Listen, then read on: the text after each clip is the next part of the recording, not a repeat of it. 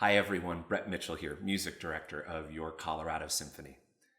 As you may know, towards the end of this season, my colleagues and I were going to perform for you this extraordinary masterpiece, Gustav Mahler's Ninth and Final Symphony.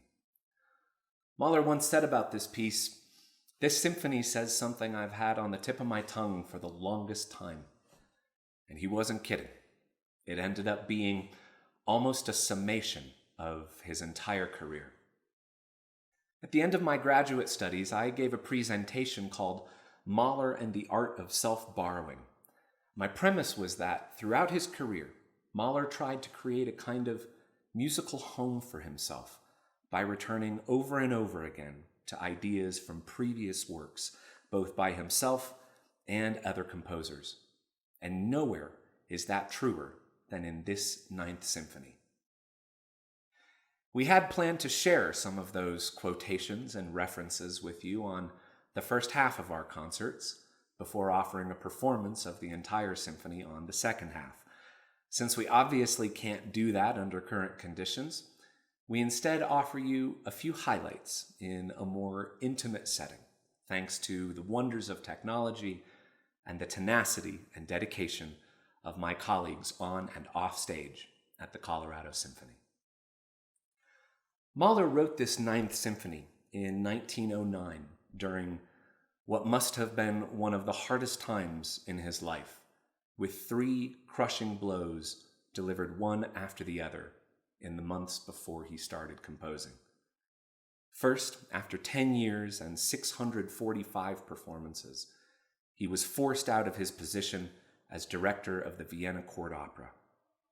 Second, his 4-year-old daughter Maria caught scarlet fever and diphtheria and died.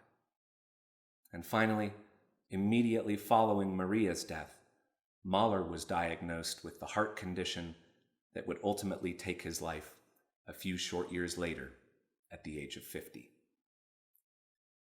So with all this on his mind, what came out when Mahler finally put pen to staff paper? Well, the composer Alban Berg, a disciple of Mahler, put it this way: "The first movement is the most heavenly thing Mahler ever wrote.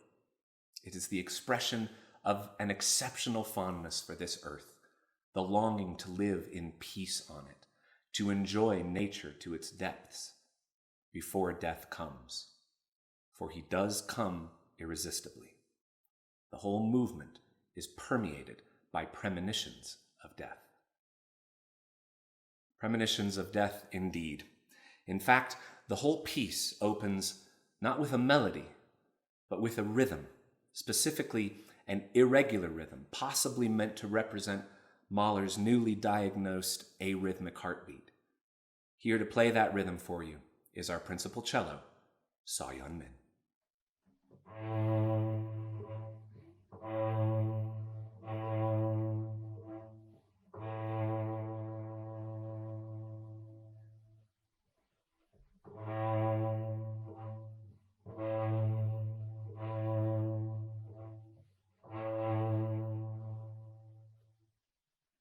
This irregular rhythm is interspersed with a kind of tolling motif in the harp, played here by our principal harpist, Courtney Hershey-Bress.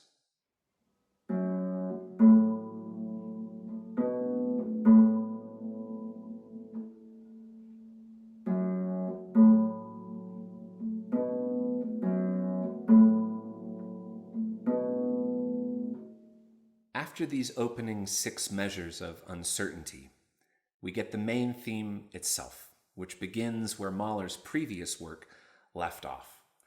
That previous work was a song cycle for 2 singers and orchestra called Das Lied von der Erde, or The Song of the Earth. The last song of this 6-song cycle is called Der Abschied, or The Farewell. And so strong were the similarities between that song and this symphony that Mahler's dear friend, the legendary conductor Bruno Walter, said the Ninth could even be subtitled The Farewell. Mahler closes the Song of the Earth with a repeated 2-note sighing gesture as the singer sings over and over again the word ewig, forever. This is our principal second violin, Paul Primus.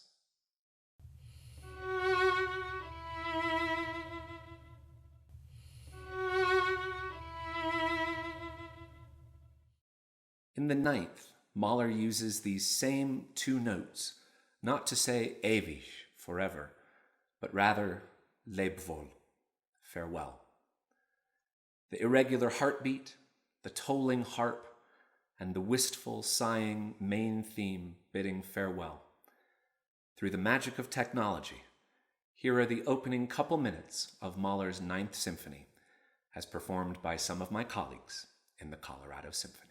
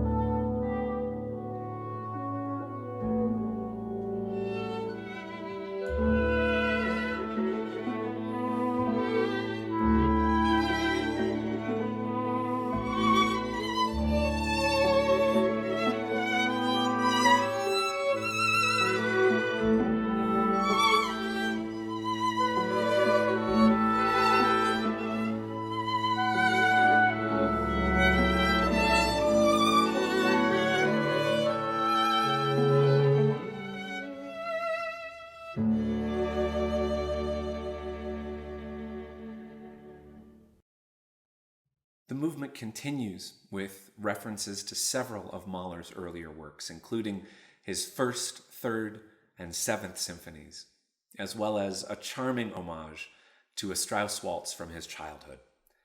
And as if to drive home the sense of incalculable longing, before the movement comes to a close, he writes in his personal copy of the score, "O vanished youth, O scattered love."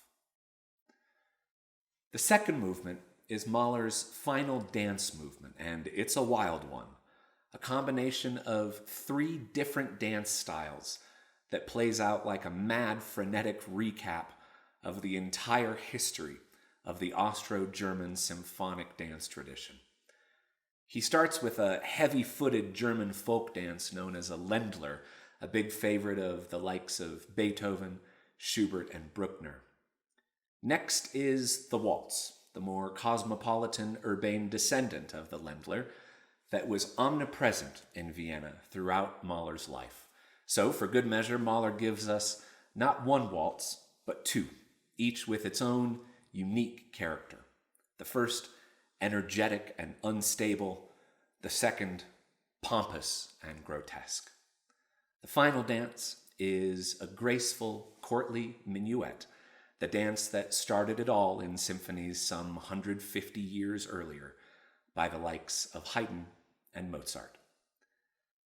The third movement is called Rondo Burlesque, and it's undoubtedly Mahler's most modern movement. It's insolent, defiant, and, as one scholar called it, a tour de force of negativity. We find yet another clear callback to an earlier Mahler work right at the outset, where the violent opening barrage is an overt reference to his Fifth Symphony. Happy to share the melodic spotlight, for the moment at least. There's also a great parody of one of the numbers from Franz Lehar's smash hit operetta of the day, The Merry Widow, which premiered in Vienna in 1905 at the Theater an der Wien, just a 7-minute walk down the road, from the Opera House, where Mahler was music director. And then we come to the finale, a kind of hymn, as Leonard Bernstein called it, Mahler's final farewell. And for the main melody of this movement, Mahler takes inspiration from a couple different sources, each of which says farewell in its own unique way, but both sharing certain musical DNA that makes their parallels and meanings clear. First, exactly 100 years before Mahler wrote this symphony, back in 1809, Napoleon's forces attacked Vienna, forcing many of its residents to flee the city, including Beethoven's patron, Archduke Rudolph. With his financial well-being and entire future up in the air, Beethoven responded by composing a piano sonata he called Les Adieux, or the Farewells. And over the first 3 chords of the piece, Beethoven explicitly bids farewell to his patron, to say nothing of his financial security, by writing 3 syllables. Le,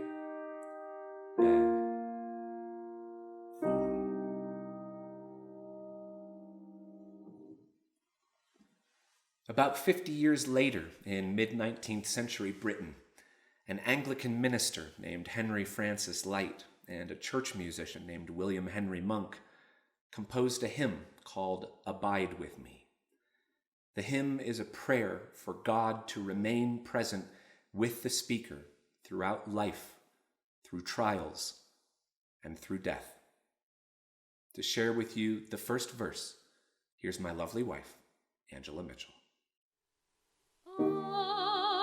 Abide with me, fast falls the eventide, the darkness deepens, Lord, with me abide. When other helpers fail and comforts flee, help of the helpless, oh,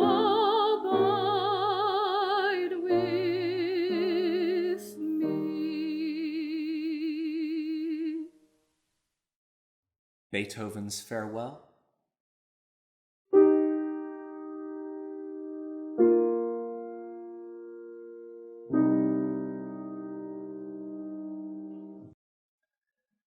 A plea for God's constant presence.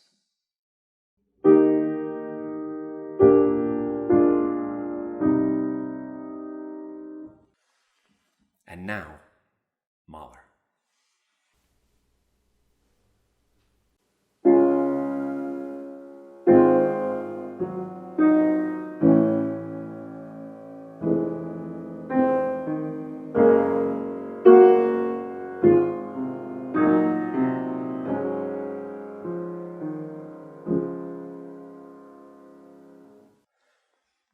Whatever the inspiration, the theme itself is pure Mahler, searingly beautiful and exquisitely heartbreaking, a perfect opening to his closing hymn.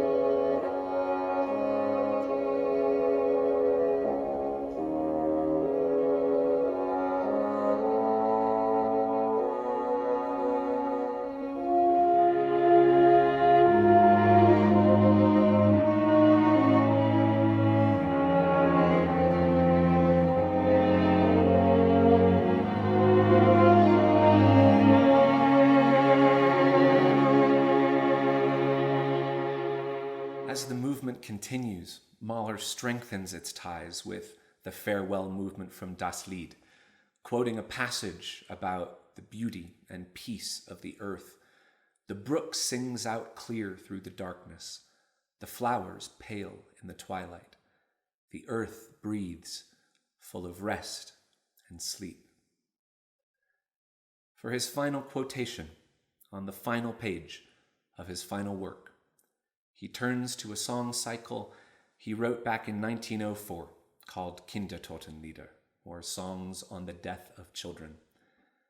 This was a piece his wife Alma begged him not to write, frightened he might tempt fate with one or both of their two daughters. In an unbelievably tragic twist, as I mentioned earlier, just a few short years after he wrote the piece, their oldest daughter, Maria, died at the age of 4.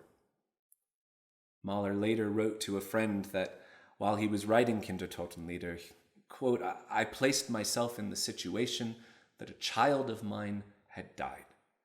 When I really lost my daughter, I could not have written these songs anymore.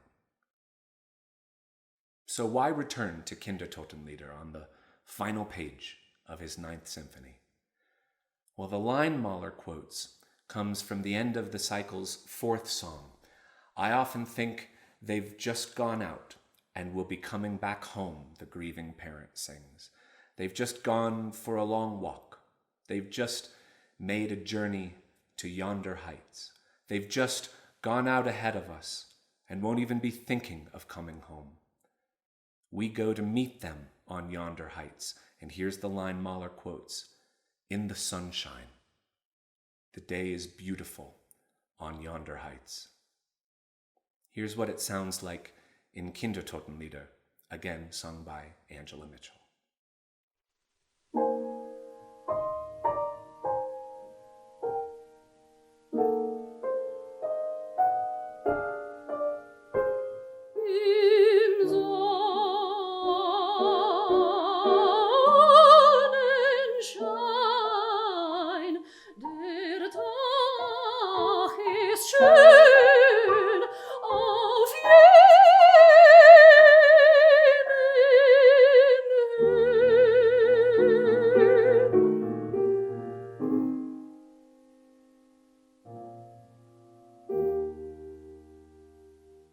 A parent longing to be reunited with his departed child in yonder heights.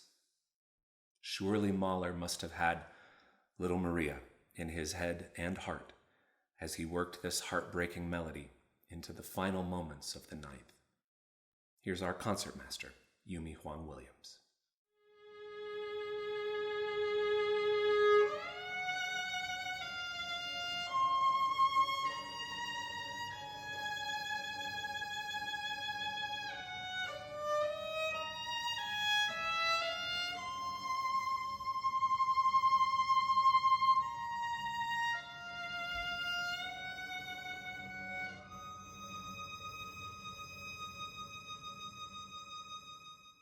Over these bars on this final page, Mahler wrote in his own personal score, "O beauty, love, farewell, farewell. For you I live, for you I die." And the last 2 notes in the viola at the very end of this 80-minute journey, as T.S. Eliot said, "In my end is my beginning." Leb vor, which Mahler marks ersterbend, dying. It's an extraordinary work, and I so hope we get to share the whole thing with you in person sometime very soon. Until then, my colleagues in the Colorado Symphony and I leave you with the haunting final page of Mahler's 9th Symphony.